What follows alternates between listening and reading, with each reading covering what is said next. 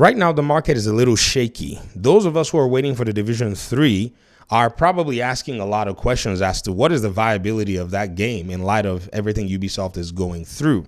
In fact, there's another proxy that I wanted to point out in this particular video, and this proxy is going through a lot themselves. That is PlayStation. As of today, they've announced the cancellation of another live service game, and to me, that's very interesting. Live service games, even though they may seem like they're free to play in some cases, maybe a little bit of money to enter compared to the AAA experience, they also can be very expensive to make. And those of you who know anything about Ubisoft's pipeline in terms of their development understand and know that these games are going to cost them a lot more money because of the way they develop them. They develop them with at least 4 studios or maybe even more when it comes down to building the game. Now, even though they may have assets, they may have everything, gameplay systems already set in place, it still requires a lot more to make the games make sense from many perspectives. The Division is a gear game. The Division requires mission structure, storylines, voice actors, all that stuff to make a unique experience. I mean, if you look at the difference between Division 1 and Division 2, you'll see that difference apparent in both games. So what's going on right now within Ubisoft? We heard the last time that they're looking for possibilities of starting a new venture, the Guillermo family, with Tencent, with some of the Ubisoft assets. So if this is a possibility, if this report is true, then I strongly believe that they're more than likely going to break apart the company by selling off some things and holding on to some things. What would they hold on to? Very interesting. I think they'll hold on to the Division. That's just my hypothesis. I could be wrong. And if you already know something otherwise, you can basically close the video and walk away. However, I see that they have an opportunity here. They always have had. I don't know why they decided they were going to go with a single player paradigm.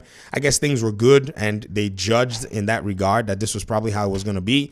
But when you think about it, ladies and gentlemen, it's very interesting to see that the live service mania has always been at the crux of gaming. The single player games are great, but they're funded by something.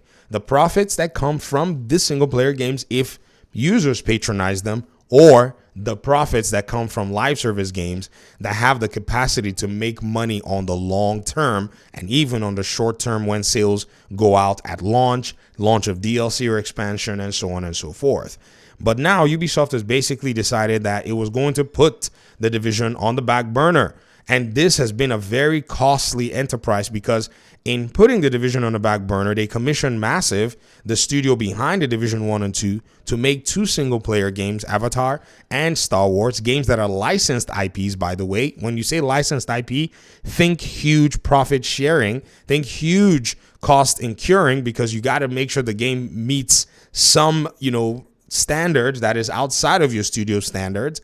And these games did not do well in sales.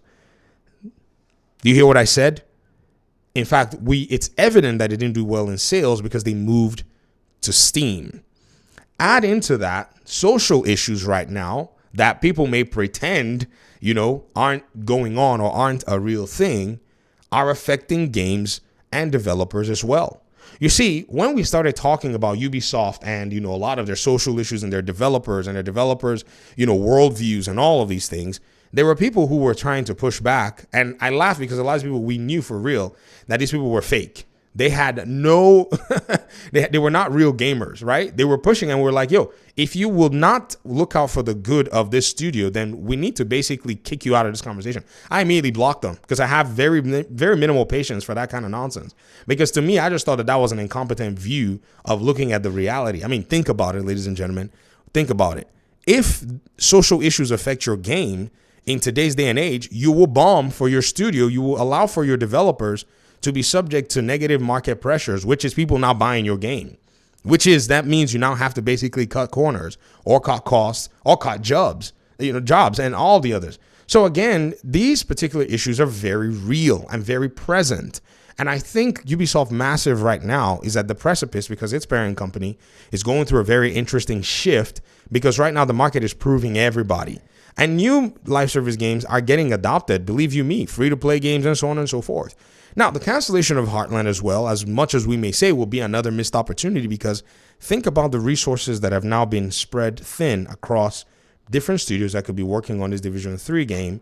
And now that the game is in production, we're in a different place from the parent company. And this is me genuinely being concerned.